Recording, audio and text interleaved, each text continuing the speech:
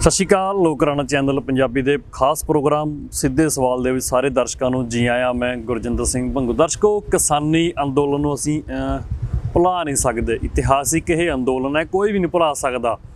ਪੰਜਾਬ ਤੋਂ ਸ਼ੁਰੂ ਹੋਇਆ ਇਹ ਅੰਦੋਲਨ, ਕਿਸਾਨ ਜਥੇਬੰਦੀਆਂ ਦੇ ਆਗੂਆਂ ਨੇ ਲੀਡ ਕੀਤਾ। ਉਸ ਤੋਂ ਬਾਅਦ ਦੇਸ਼ ਵਿਆਪੀ ਤੇ ਫਿਰ ਸੰਸਾਰ ਪੱਧਰ ਉੱਤੇ ਇਹ ਅੰਦੋਲਨ ਨੂੰ ਫੈਲ ਗਿਆ। ਬੀਜੇਪੀ ਸਰਕਾਰ ਨੇ ਤਿੰਨੋਂ ਖੇਤੀ ਕਾਨੂੰਨ ਵਾਪਸ ਕਰ ਲਏ। ਕਿਸਾਨ ਆਗੂਆਂ ਦੀ ਜੋ ਪੰਜਾਬ ਦੇ ਨਾਲ ਸੰਬੰਧਿਤ ਕਿਸਾਨ ਆਗੂਆਂ ਸੀ, ਉਹਨਾਂ ਦੀ ਪੰਜਾਬ ਦੇ ਵਿੱਚ ਆਮਦ ਹੋਈ। ਵੱਡੇ ਢੋਲ ਧਮੱਕੇ ਦੇ ਨਾਲ ਕਿਸਾਨ ਆਗੂ ਨੇ ਪੰਜਾਬ ਦੇ ਵਿੱਚ ਵਾਪਸੀ ਕੀਤੀ। ਹੁਣ 2022 ਦੀਆਂ ਚੋਣਾਂ ਨੇੜੇ ਨੇ। ਸਾਰੇ ਕਿਸਾਨ ਆਗੂ ਦਚਿੱਤੀ ਦੇ ਵਿੱਚ ਨੇ, ਕਲੀਅਰ ਨਹੀਂ ਹੈਗਾ। ਕਈ ਕਿਸਾਨ ਆਗੂ ਚਾਹੁੰਦੇ ਨੇ ਕਿ ਚੋਣਾਂ ਲੜੀਆਂ ਜਾਣ, SSM ਮੋਰਚਾ ਬਣਾਇਆ ਗਿਆ। ਹੁਣ ਇਹਦੇ 'ਚ ਬੜੇ ਮੋੜ ਪਹਿਲੂ ਜੁੜਦੇ ਜਾਂਦੇ ਨੇ, ਜੋ ਅੱਜ ਅਸੀਂ ਖਾਸ ਤੁਹਾਡੇ ਨਾਲ ਇਹ ਡਿਸਕਸ਼ਨ ਰੱਖੀ ਹੈ। ਖਾਸ ਗੱਲਬਾਤ ਇਸ ਦਾ ਵਿਸ਼ਾ ਕਿ ਬਲਵੀਰ ਸਿੰਘ ਰਾਜੇਵਾਲ ਕੀ ਕਿਸਾਨ ਆਗੂ ਹੁੰਦਿਆਂ ਰਾਜਨੀਤਿਕ ਉਹ ਬਣ ਸਕਦੇ ਨੇ? ਇਹ ਸਵਾਲ ਸਾਡਾ ਨਹੀਂ, ਰਕੇਸ਼ ਟਿਕੈਤ ਦਾ। ਉਹਨਾਂ ਦਾ ਕਹਿਣਾ ਕਿ ਜਥੇਬੰਦੀਆਂ ਦੇ ਕਿਸਾਨ ਆਗੂ ਨੇ, ਕਿਸਾਨ ਆਗੂ ਹੀ ਰਹਿਣਾ ਬਣਦਾ। ਉਹਨਾਂ ਨੇ ਸਵਾਲ ਵੀ ਚੁੱਕਿਆ ਇੱਕ ਨਿੱਜੀ ਚੈਨਲ ਨੂੰ ਇੰਟਰਵਿਊ ਦਿੰਦਿਆਂ ਹੋਇਆ। ਰਕੇਸ਼ ਟਿਕੈਤ ਨੇ ਕਿਹਾ ਜੇਕਰ ਜਿਹੜੇ ਵੀ ਕਿਸਾਨ ਆਗੂ ਪੋਲੀਟੀਕਲ ਤੌਰ 'ਤੇ ਪੋਲੀਟੀਕਲ ਹੋਣਗੇ, ਉਹ ਕਿਸਾਨ ਆਗੂ ਕੀ SKM ਦੇ ਵਿੱਚ ਰਹਿ ਸਕਦੇ ਨੇ, ਜਾਂ ਫਿਰ ਜੋ ਕਮੇਟੀ ਬਣਾਈ ਗਈ ਹੈ ਜਿਹਦੇ ਵਿੱਚ ਕਿਸਾਨ ਆਗੂ ਨੇ ਸੈਂਟਰ ਦੀ BJP ਸਰਕਾਰ ਦੇ ਆਪਣੇ ਨੁਮਾਇੰਦੇ ਨੇ MSP ਨੂੰ ਲੈ ਕੇ, ਉਹਨਾਂ ਕਿਹਾ ਕਿ ਫਿਰ ਉਹ MSP ਦੇ ਜੋ ਕਮੇਟੀ ਬਣੀ ਗਈ ਹੈ ਉਹਦੇ ਵਿੱਚ ਵੀ ਨਹੀਂ ਰਹਿਣਗੇ। ਕਿਵੇਂ ਰਹਿ ਸਕਦੇ ਨੇ ਉਹ ਜੇਕਰ ਉਹ ਰਾਜਨੀਤਿਕ ਹੋ ਜਾਂਦੇ ਨੇ? ਕਿਉਂਕਿ ਇਹ ਰਾਜਨੀਤਿਕ ਮਾਮਲਾ ਨਹੀਂ, ਇਹ ਮਾਮਲਾ ਕਿਸਾਨੀ ਦਾ ਮਾਮਲਾ, ਮਜ਼ਦੂਰਾਂ ਦਾ ਮਾਮਲਾ, ਲੋਕਾਂ ਦੇ ਨਾਲ ਇਹ ਜੁੜਿਆ ਹੋਇਆ ਇੱਕ ਮਾਮਲਾ। ਦੂਜੇ ਪਾਸੇ ਬਲਵੀਰ ਸਿੰਘ ਰਾਜੇਵਾਲ ਕਹਿੰਦੇ ਨੇ ਕਿ ਜਦੋਂ ਦਿੱਲੀ ਅੰਦੋਲਨ ਚੱਲਦਾ ਸੀ ਉਦੋਂ ਕਿਸਾਨਾਂ ਦੀਆਂ ਦੋ ਮੁੱਖ ਮੰਗਾਂ ਸੀ। ਇੱਕ ਤਾਂ ਸੀ ਕਿ ਤਿੰਨੋਂ ਖੇਤੀ ਕਾਨੂੰਨ ਰਿਪੀਲ ਹੋਣ, ਤਿੰਨੋਂ ਖੇਤੀ ਕਾਨੂੰਨ ਇਹ ਵਾਪਸ ਹੋ ਜਾਣ। ਦੂਜੀ ਮੰਗ ਸੀ ਕਿ ਜੋ ਇਹ ਗੰਦੀ ਰਾਜਨੀਤੀ ਹੈ, ਲੋਕ ਚਾਹੁੰਦੇ ਨੇ ਇਹ ਗੰਦੀ ਰਾਜਨੀਤੀ ਬਦਲੀ ਜਾਵੇ।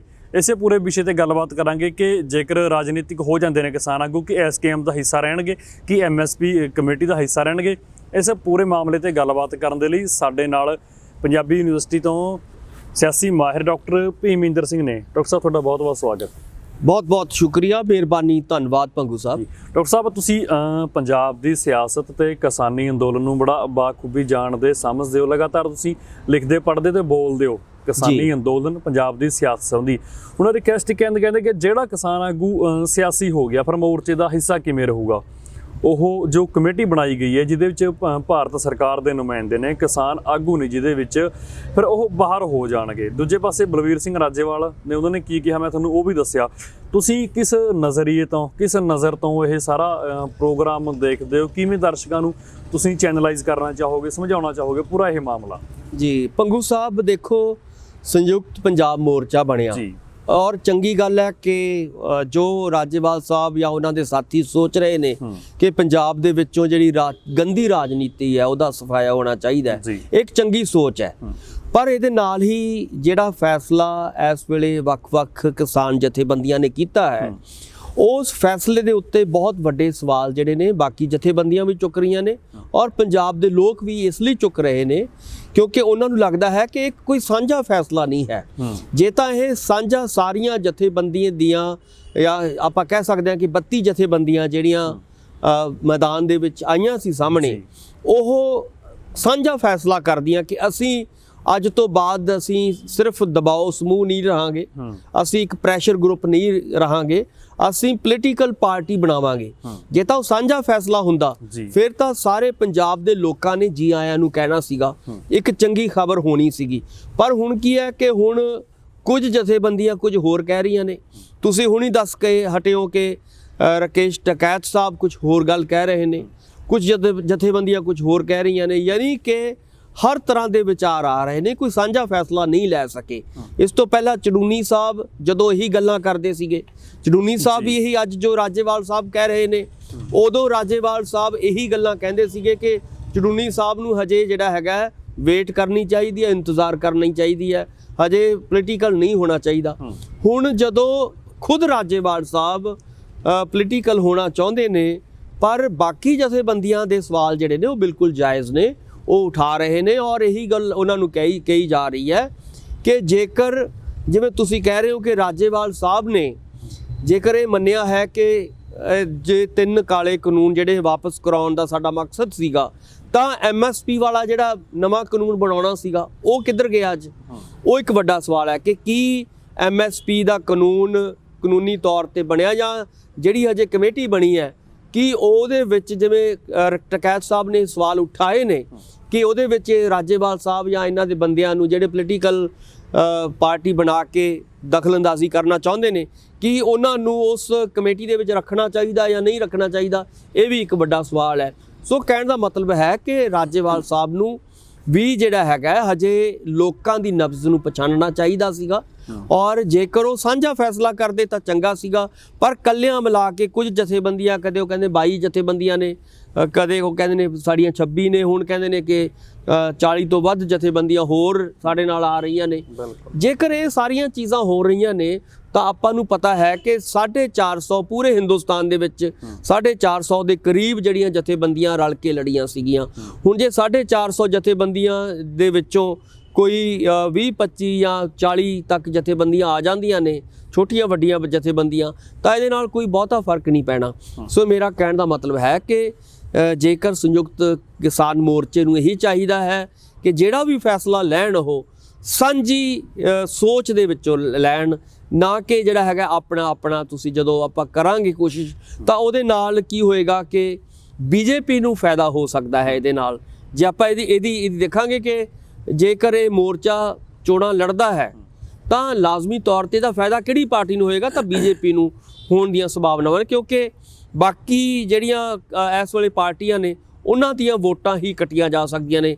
ਕਾਂਗਰਸ ਦੀ ਵੋਟ ਕੱਟ ਸਕਦੀ ਹੈ, ਇਸ ਤਰ੍ਹਾਂ ਅਕਾਲੀ ਦਲ ਦੀ ਵੋਟ ਕੱਟ ਸਕਦੀ ਹੈ, ਇਸ ਤਰ੍ਹਾਂ ਆਮ ਆਦਮੀ ਪਾਰਟੀ ਦੀ ਵੋਟ ਕੱਟ ਸਕਦੀ ਹੈ। ਪਾਰਟੀ ਦੇ ਨਾਲ ਤਾਂ ਰਾਜੇਵਾਲ ਸਾਹਿਬ ਕਹਿੰਦੇ ਕਿ ਗੱਲ ਵੀ ਚੱਲ ਰਹੀ ਹੈ। ਦੇਖੋ, ਜੇ ਗੱਲ ਚੱਲਣੀ ਹੋਰ ਹੈ, ਜਦੋਂ ਇਹ ਜੋ ਚੀਜ਼ਾਂ ਫਾਈਨਲਾਈਜ਼ ਹੁੰਦੀਆਂ ਨੇ ਸਿਆਸਤ ਦੇ ਵਿੱਚ, ਗੱਲਾਂ ਉਦੋਂ ਹੀ ਸਾਹਮਣੇ ਆਉਂਦੀਆਂ ਨੇ। ਜਿੰਨੀ ਦੇਰ ਥੱਲੇ ਚੀਜ਼ਾਂ ਧੁਖਦੀਆਂ ਰਹਿੰਦੀਆਂ ਨੇ ਉਨੀ ਦੇਰ ਅਸੀਂ ਕੋਈ ਅੰਦਾਜ਼ਾ ਨਹੀਂ ਲਾ ਸਕਦੇ।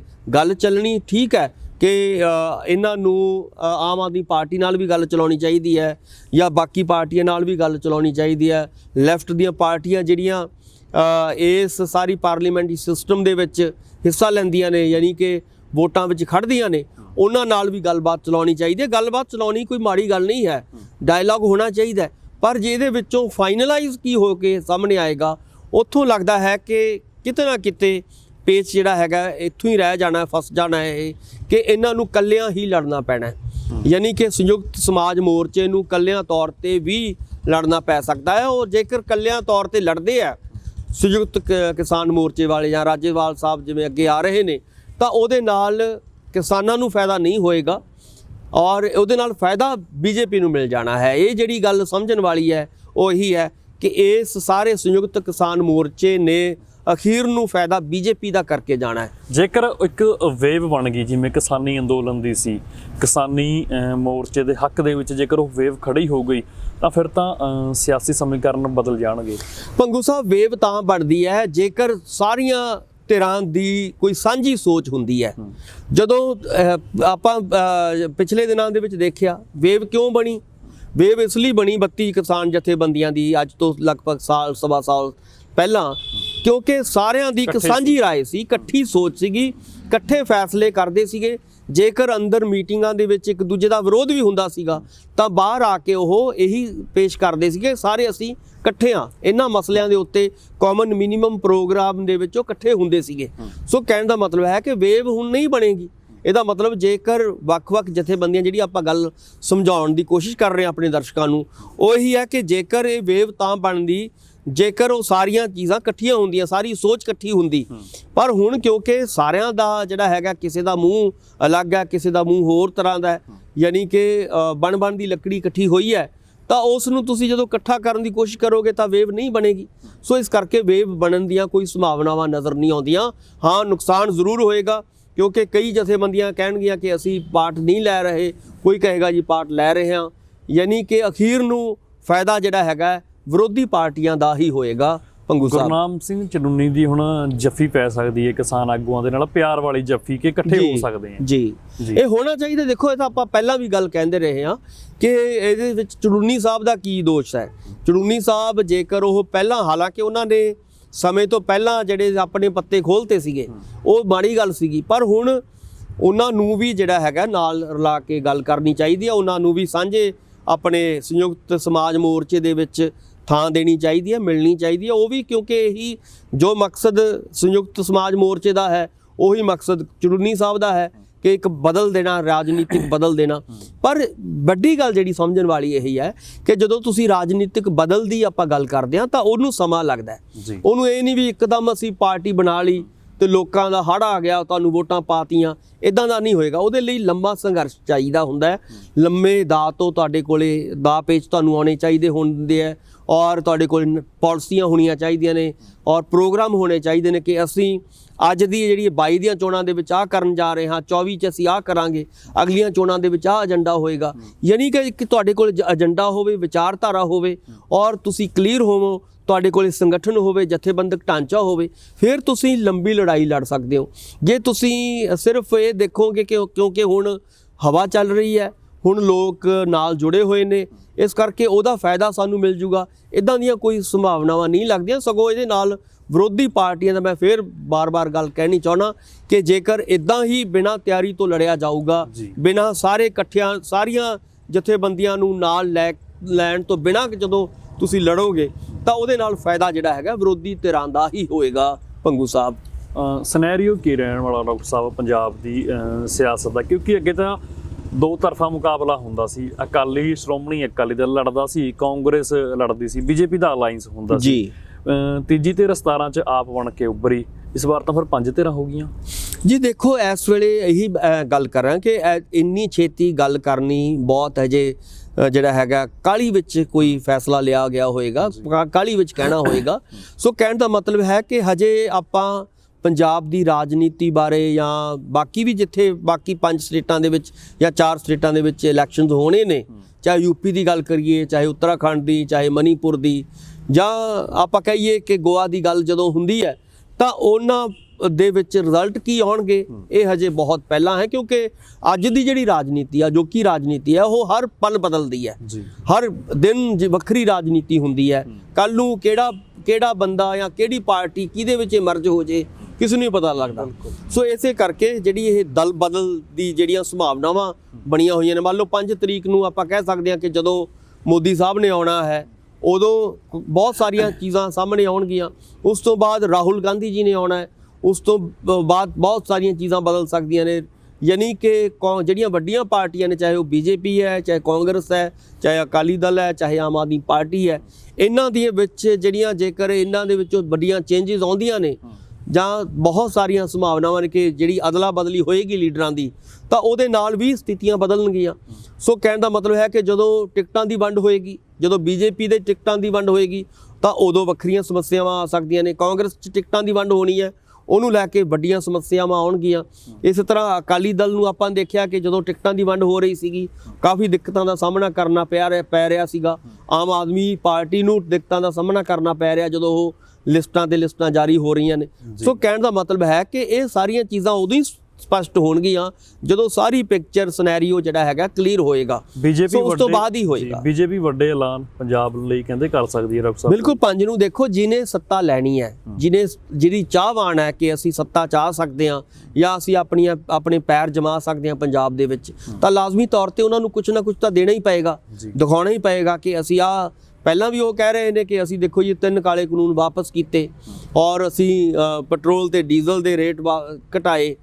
ਯਾਨੀ ਕਿ ਉਹ ਕਹਿਣ ਦਾ ਮਤਲਬ ਹੈ ਕਿ ਕੋਈ ਵੀ ਪਾਰਟੀ ਜਦੋਂ ਸੱਤਾ 'ਚ ਆਉਣੀ ਚਾਹੁੰਦੀ ਹੈ, ਲੜਾਈ ਲੜੇਗੀ, ਤਾਂ ਲਾਜ਼ਮੀ ਤੌਰ ਤੇ ਉਹਨਾਂ ਨੂੰ ਕੁਝ ਨਾ ਕੁਝ ਜਿਹੜਾ ਹੈਗਾ ਖਾਸ ਤੌਰ ਤੇ ਕਿਸਾਨਾਂ ਦੇ ਲਈ ਜਾਂ ਹੋਰ ਪੰਜਾਬ ਦੇ ਲਈ ਉਹ ਕੀ ਕਰਨਾ ਚਾਹੁੰਦੇ ਨੇ, ਕੀ ਉਹਨਾਂ ਦੇ ਮਨ ਦੇ ਵਿੱਚ ਬਲੂ ਪ੍ਰਿੰਟ ਹੈ, ਤਾਂ ਲਾਜ਼ਮੀ ਤੌਰ ਤੇ ਉਹ ਸਾਰੀ ਚੀਜ਼ ਉਹਨਾਂ ਨੂੰ ਕਰਨੀ ਪਏਗੀ। ਸੋ ਉਮੀਦ ਹੈ ਕਿ 5 ਤਰੀਕ ਨੂੰ ਕਾਫੀ ਵੱਡੇ ਐਲਾਨ ਹੋ ਸਕਦੇ ਨੇ ਔਰ ਉਹਨਾਂ ਐਲਾਨਾਂ ਦੇ ਆਧਾਰ ਤੇ ਹੀ ਅਗਲੀ ਰਾਜਨੀਤੀ ਬੀਜੇਪੀ ਜਿਹੜੀ ਹੈਗੀ ਹੈ ਉਹ ਆਪਣੀ ਤੈਅ ਕਰੇਗੀ। ਭੰਗੂ ਸਾਹਿਬ, ਡਾਕਟਰ ਸਾਹਿਬ, ਇਕਨੋਮੀ ਨਹੀਂ ਖੜ ਪਾ ਰਹੀ ਦੇਸ਼ ਦੀ, ਤੇ ਖੇਤੀ ਇਹੀ ਤੌਰ ਤੇ ਹੀ ਦੇਸ਼ ਸਰਵਾਈਵ ਕਰਦਾ। ਇੱਕ ਵੱਡਾ ਹਿੱਸਾ ਦੇਸ਼ ਦੀ ਇਕਨੋਮੀ ਦੇ ਵਿੱਚ ਖੇਤੀ ਦਾ ਅਸੀਂ ਸਾਰੇ ਜਾਣਦੇ ਹਾਂ ਕਿ ਫਿਰ ਖੇਤੀ ਕਰਜ਼ੇ ਨੂੰ ਲੈ ਕੇ ਕੋਈ ਫੈਸਲਾ ਬੀਜੇਪੀ ਲੈ ਸਕਦੀ? ਇੱਕ ਪਾਸੋਂ ਦੇਸ਼ ਦੀ ਇਕਨੋਮੀ ਥੱਲੇ ਜਾ ਰਹੀ ਹੈ ਬਿਲਕੁਲ, ਤੇ ਫਿਰ ਸਮਰੱਥਾ ਜੇਕਰ ਦੇਖੀਏ ਆਪਾਂ, ਭਾਵੇਂ ਸਰਕਾਰਾਂ ਦੀ ਸਮਰੱਥਾ ਬੇਸ਼ੁਮਾਰ ਹੁੰਦੀ ਹੈ, ਬੇਸ਼ਮਰਤਾ ਤਾਂ ਹੁੰਦੀ ਹੈ ਆਰਥਿਕ ਤੌਰ ਤੇ, ਪਰ ਜੇਕਰ ਆਪਾਂ ਨਾਪ ਤੋਲ ਕੇ ਦੇਖੀਏ ਕਿ ਸਰਕਾਰ ਫੈਸਲਾ ਫਿਰ ਕੋਈ ਲੈ ਸਕਦੀ ਹੈ? ਬਿਲਕੁਲ ਦੇਖੋ ਸਰਕਾਰ ਲਈ ਜਿਵੇਂ ਤੁਸੀਂ ਕਿਹਾ ਕਿ ਇੱਕ ਸੂਬੇ ਨੂੰ ਦੇਣ ਦੇ ਵਿੱਚ ਉਹਨਾਂ ਨੂੰ ਕੋਈ ਬਹੁਤੀ ਵੱਡੀ ਦਿੱਕਤ ਨਹੀਂ ਆ ਸਕਦੀ। ਸੋ ਜੇਕਰ ਮੋਦੀ ਸਾਹਿਬ ਚਾਹਣ, ਜਿਵੇਂ ਤੁਸੀਂ ਕਹੇ ਹੋ ਕਿ ਕਿਸਾਨੀ ਦਾ ਜਿਹੜਾ ਕਰਜ਼ਾ ਮਾਫੀ ਦੀ ਗੱਲ ਹੈ, ਲਗਭਗ 1 ਲੱਖ ਕਰੋੜ ਰੁਪਏ ਦਾ ਕਰਜ਼ਾ ਇਸ ਵੇਲੇ ਪੰਜਾਬ ਦੀ ਕਿਸਾਨੀ ਤੇ ਹੈਗਾ, ਤਾਂ ਉਸ ਕਿਸਾਨੀ ਦੇ ਕਰਜ਼ੇ ਨੂੰ ਘਟਾਇਆ ਜਾ ਸਕਦਾ ਹੈ ਜਾਂ ਮਾਫ ਕੀਤਾ ਜਾ ਸਕਦਾ ਹੈ। ਇਸੇ ਤਰ੍ਹਾਂ ਪੰਜਾਬ ਦੇ ਜਿਹੜੇ ਹੋਰ ਬੁਨਿਆਦੀ ਮੁੱਦੇ ਨੇ, ਇਕਨੋਮੀ ਨੂੰ ਲੈ ਕੇ ਇਸ ਵੇਲੇ 3 ਲੱਖ ਕਰੋੜ ਰੁਪਏ ਦਾ ਕਰਜ਼ਾ ਹੈ। ਜੇਕਰ 3 ਲੱਖ ਕਰੋੜ ਰੁਪਇਆ ਉਹ ਆਪਣੇ ਸਿਰ ਲੈ ਲੈਂਦੀ ਹੈ ਕੇਂਦਰ ਸਰਕਾਰ, ਤਾਂ ਲਾਜ਼ਮੀ ਤੌਰ ਤੇ ਪੰਜਾਬ ਨੂੰ ਵੱਡੀ ਰਾਹਤ ਜਿਹੜੀ ਹੈਗੀ ਹੈ ਮਿਲ ਸਕਦੀ ਹੈ। ਸੋ ਕਹਿਣ ਦਾ ਮਤਲਬ ਹੈ ਕਿ ਇਹ ਕੋਈ ਵੱਡੀ ਗੱਲ ਨਹੀਂ ਹੈ। ਜੇਕਰ ਸੈਂਟਰ ਸਰਕਾਰ ਚਾਹੇ ਪੰਜਾਬ ਨੂੰ ਕੁਝ ਦੇਣ ਦੇ ਲਈ, ਤਾਂ ਜ਼ਰੂਰ ਉਹਦੇ ਲਈ ਬਹੁਤ ਕੁਝ ਕੀਤਾ ਜਾ ਸਕਦਾ ਹੈ। ਬਹੁਤ ਕੁਝ ਜਿਹੜਾ ਹੈਗਾ ਕਰਨ ਵਾਲਾ ਬਾਕੀ ਹੈ ਔਰ ਕਰਨਾ ਵੀ ਚਾਹੀਦਾ ਹੈ। ਔਰ ਉਮੀਦ ਕਰਦੇ ਹਾਂ ਕਿ ਮੋਦੀ ਸਾਹਿਬ ਨੂੰ ਜ਼ਰੂਰ ਪੰਜਾਬ ਦੇ ਭਵਿੱਖ ਨੂੰ ਬਚਾਉਣ ਦੇ ਲਈ, ਪੰਜਾਬੀਆਂ ਨੂੰ ਬਚਾਉਣ ਦੇ ਲਈ, ਜੇਕਰ ਉਹ ਸੱਚੀ ਮੁੱਚੀ ਇਹ ਕਹਿੰਦੇ ਨੇ ਕਿ ਅਸੀਂ ਪੰਜਾਬ ਦੇ ਨਾਲ ਖੜ੍ਹੇ ਹਾਂ, ਅਸੀਂ ਸਿੱਖਾਂ ਦੇ ਨਾਲ ਖੜ੍ਹੇ ਹਾਂ, ਅਸੀਂ ਕਿਸਾਨਾਂ ਦੇ ਨਾਲ ਖੜ੍ਹੇ ਹਾਂ, ਤਾਂ ਉਹਨਾਂ ਨੂੰ ਵੱਡੇ ਫੈਸਲੇ ਇੱਦਾਂ ਦੇ ਲੈਣੇ ਪੈਣਗੇ ਭੰਗੂ ਸਾਹਿਬ ਜੀ। ਬਿਲਕੁਲ ਡਾਕਟਰ ਸਾਹਿਬ, ਜਿਵੇਂ ਕਿਸਾਨ ਖੁਦਕੁਸ਼ੀਆਂ ਨੇ, ਜਿਵੇਂ ਮਜ਼ਦੂਰ ਖੁਦਕੁਸ਼ੀਆਂ ਨੇ, ਸਰਕਾਰਾਂ ਤਾਂ ਅਸੀਂ ਜਾਣਦੇ ਹਾਂ ਕਿ ਹੱਥ ਪੱਲਾ ਨਹੀਂ ਕੋਈ ਫੜਾਉਂਦੀਆਂ, ਨਹੀਂ ਕੋਈ ਉੱਦਾਂ ਦੇ ਹਾਲਾਤ ਸਰਕਾਰਾਂ ਦੇ ਹੈਗੇ ਕਿ ਕੁਝ ਉਹ ਕਰ ਪਾਉਣ ਲੋਕਾਂ ਲਈ। ਪਰ ਅਸਲ ਦੇ ਵਿੱਚ ਹੱਲ ਕੀ ਸੋਚਿਆ ਜਾਵੇ ਇਸ ਮਸਲਿਆਂ ਦਾ? ਭੰਗੂ ਸਾਹਿਬ, ਹਾਲੇ ਦਾ 2 ਤਰ੍ਹਾਂ ਦੇ ਬੁਨਿਆਦੀ ਹੱਲ ਨੇ। ਇੱਕ ਤਾਂ ਹੈ ਕਿ ਤੁਹਾਨੂੰ ਕੋਆਪਰੇਟਿਵ ਸਿਸਟਮ ਨੂੰ ਲਾਗੂ ਕਰਨਾ ਪਏਗਾ, ਯਾਨੀ ਕਿ ਕਿਸਾਨਾਂ ਦਾ ਜਿਹੜਾ ਬਹੁਤ ਸਾਰਾ ਜਿਹੜਾ ਖਰਚਾ ਹੈ ਉਹ ਚਾਹੇ ਉਹ ਆਪਾਂ ਨੂੰ ਪਤਾ ਹੈ ਕਿ ਮਸ਼ੀਨਰੀ ਤੇ ਹੁੰਦਾ ਹੈ ਔਰ ਫਰਟੀਲਾਈਜ਼ਰ ਜਿਹੜੇ ਨੇ ਖਾਦਾਂ ਦੇ ਉੱਤੇ ਕੀਤਾ ਜਾਂਦਾ ਹੈ। ਤੁਸੀਂ ਜੇਕਰ ਇਹਨਾਂ ਨੂੰ ਘਟਾਉਣਾ ਚਾਹੁੰਦੇ ਹੋ, ਤੁਹਾਨੂੰ ਕੁਦਰਤੀ ਖੇਤੀ ਕਰਨੀ ਪਏਗੀ, ਕੁਦਰਤੀ ਖੇਤੀ ਵੱਲ ਮੁੜਨਾ ਪਏਗਾ। ਜਿਹੜੀਆਂ ਸਪਰੇਆਂ ਰੇਹਾਂ ਤੋਂ ਜਾਂ ਜਿਹੜੀਆਂ ਕੀਟਨਾਸ਼ਕ ਦਵਾਈਆਂ ਨੇ ਉਹਨਾਂ ਤੋਂ ਖਹਿੜਾ ਛੁਡਾਉਣਾ ਪਏਗਾ ਔਰ ਤਾਂ ਹੀ ਤੁਹਾਡੀ ਜ਼ਮੀਨ ਔਰ ਪਾਣੀ ਬਚ ਸਕਦਾ ਹੈ ਕੁਦਰਤੀ ਖੇਤੀ ਕਰਕੇ। ਇਸੇ ਤਰ੍ਹਾਂ ਇੱਕ ਜਿਹੜਾ ਦੂਜਾ ਮਾਡਲ ਹੈ ਉਹ ਕੋਆਪਰੇਟਿਵ ਖੇਤੀ ਦਾ ਹੈ। ਜਿਹੜੇ ਸਾਂਝੇ, ਜਿਹੜਾ ਖਾਸ ਤੌਰ ਤੇ ਜਿਹੜਾ ਮਧਲਾ ਕਿਸਾਨ ਹੈ ਜਾਂ ਗਰੀਬ ਕਿਸਾਨ ਹੈ, ਉਹਨਾਂ ਨੂੰ ਇਕੱਠੇ ਹੋ ਕੇ ਕੋਆਪਰੇਟਿਵ ਖੇਤੀ ਵੱਲ ਮੁੜਨਾ ਪਏਗਾ। ਜਿਵੇਂ ਆਪਾਂ ਨੂੰ ਪਤਾ ਹੈ ਕਿ ਗੁਜਰਾਤ ਦੇ ਵਿੱਚ ਅਮੂਲ ਨਾਂ ਦੀ ਸੰਸਥਾ ਬਣੀ ਸੀਗੀ, ਉਹਨਾਂ ਨੇ ਦੁੱਧ ਦੇ ਵਿੱਚ ਇੱਕ ਕ੍ਰਾਂਤੀ ਲੈ ਕੇ ਆਏ ਸੀਗੇ। ਉਸੇ ਤਰ੍ਹਾਂ ਦਾ ਇੱਕ ਖੇਤੀ ਦੇ ਵਿੱਚ ਕ੍ਰਾਂਤੀ ਜਿਹੜਾ ਹੈਗਾ ਤਾਂ ਹੀ ਆ ਸਕਦੀ ਹੈ ਜੇ ਇਹਨੂੰ ਕੋਆਪਰੇਟਿਵ ਤਰੀਕੇ ਦੇ ਨਾਲ ਜਿਹੜਾ ਹੈਗਾ ਚਲਾਇਆ ਜਾਵੇ। ਯਾਨੀ ਕਿ ਜਿਹੜੇ ਛੋਟੇ ਕਿਸਾਨ ਨੇ ਜਾਂ ਮਧਲੇ ਕਿਸਾਨ ਨੇ, ਉਹ ਸਾਂਝੀ ਖੇਤੀਬਾੜੀ ਜਿਹੜੀ ਮਸ਼ੀਨਰੀ ਹੈ ਉਹਨੂੰ ਇਸਤੇਮਾਲ ਕਰਨ ਔਰ ਉਹਦੇ ਵਿੱਚ ਜਿਹੜਾ ਹੈਗਾ ਸਰਕਾਰ ਦਾ ਵੀ ਵੱਡਾ ਯੋਗਦਾਨ ਹੋਏਗਾ, ਖਾਸ ਤੌਰ ਤੇ MSP ਨੂੰ ਲੈ ਕੇ। ਜੇਕਰ ਜਿਹੜੇ ਸਰਕਾਰ ਸੱਚੀ ਮੁੱਚੀ 2 ਫਸਲੀ ਚੱਕਰ ਤੋਂ ਕਿਸਾਨਾਂ ਦਾ ਖਹਿੜਾ ਛੁਡਾਉਣਾ ਚਾਹੁੰਦੀ ਹੈ, ਤਾਂ ਉਹਨਾਂ ਨੂੰ ਜਿਹੜੀਆਂ 22-23 ਫਸਲਾਂ ਦੂਸਰੀਆਂ ਨੇ ਉਹਨਾਂ ਦੇ ਉੱਤੇ ਬਕਾਇਦਾ MSP ਦੇਣੀ ਪਏਗੀ ਔਰ ਉਹਨਾਂ ਦੀਆਂ ਫਸਲਾਂ ਚੁੱਕਣੀਆਂ ਪੈਣਗੀਆਂ। ਇਸੇ ਤਰ੍ਹਾਂ ਅਗਲਾ ਤਰੀਕਾ ਹੈ ਕਿ ਤੁਹਾਨੂੰ ਐਗਰੋ ਬੇਸਡ ਇੰਡਸਟਰੀ ਜਿਹੜੀ ਹੈਗੀ ਆ ਪੰਜਾਬ ਦੇ ਵਿੱਚ, ਸਮਾਲ ਸਕੇਲ ਦੀ ਇੰਡਸਟਰੀ ਜਿਹੜੀ ਹੈਗੀ ਆ, ਉਹ ਡਿਵੈਲਪ ਕਰਨੀ ਹੋਏਗੀ। ਸੋ ਕਹਿਣ ਦਾ ਮਤਲਬ ਬਹੁਤ ਸਾਰੇ ਤਰੀਕੇ ਨੇ ਜਿਨ੍ਹਾਂ ਦੇ ਵਿੱਚੋਂ ਕਿਸਾਨ ਦੀ ਆਮਦਨ ਜਿਹੜੀ ਹੈਗੀ ਵਧਾਈ ਜਾ ਸਕਦੀ ਹੈ, ਖਰਚੇ ਘਟਾਏ ਜਾ ਸਕਦੇ ਨੇ, ਤਾਂ ਕਿ ਪੰਜਾਬ ਦੇ ਕਿਸਾਨ ਨੂੰ ਕੋਈ ਰਾਹਤ ਮਿਲ ਸਕੇ। ਉਹ ਸੁਸਾਈਡ ਇਸ ਲਈ ਕਰਦਾ ਹੈ ਕਿਉਂਕਿ ਕਰਜ਼ੇ ਦੇ ਵਿੱਚ ਫਸਦਾ। ਕਰਜ਼ਾ ਕਿਉਂ ਹੈ? ਕਿਉਂਕਿ ਖਰਚਾ ਜ਼ਿਆਦਾ ਹੈ। ਖਰਚੇ ਨੂੰ ਘਟਾਉਣ ਦੇ ਲਈ ਜਿਹੜੇ ਨੇ ਹੀਲੇ ਵਸੀਲੇ ਹੋਣੇ ਚਾਹੀਦੇ ਨੇ। ਉਹਦੇ ਵਿੱਚ ਸਰਕਾਰਾਂ ਦਾ ਬਹੁਤ ਵੱਡਾ ਰੋਲ ਜਿਹੜਾ ਹੈਗਾ ਹੋ ਸਕਦਾ ਹੈ। ਭੰਗੂ ਸਾਹਿਬ, ਬਿਲਕੁਲ ਡਾਕਟਰ ਸਾਹਿਬ, ਸ਼ੁਕਰੀਆ ਗੱਲਬਾਤ ਕਰਨ ਦੇ ਲਈ। ਬਹੁਤ ਬਹੁਤ ਸ਼ੁਕਰੀਆ, ਮਿਹਰਬਾਨੀ, ਧੰਨਵਾਦ। ਦੋਸਤੋ, ਸਾਡੇ ਨਾਲ ਜੁੜੇ ਹੋਏ ਸੀ ਸਿਆਸੀ ਮਾਹਿਰ ਪ੍ਰੋਫੈਸਰ ਭੇਵਿੰਦਰ ਸਿੰਘ। ਡਾਕਟਰ ਸਾਹਿਬ ਨੇ ਖੁੱਲ੍ਹ ਕੇ ਗੱਲਾਂ ਬਾਤਾਂ ਕੀਤੀਆਂ, ਕਿਸਾਨੀ ਅੰਦੋਲਨ ਬਾਰੇ ਸਾਰੀ ਗੱਲਾਂ ਬਾਤਾਂ ਕੀਤੀਆਂ। ਤੁਸੀਂ ਜੁੜੇ ਰਹੋ ਤੁਹਾਡੇ ਆਪਣੇ ਚੈਨਲ ਲੋਕ ਰਾਣਾ ਚੈਨਲ ਪੰਜਾਬੀ ਤੇ। ਧੰਨਵਾਦ।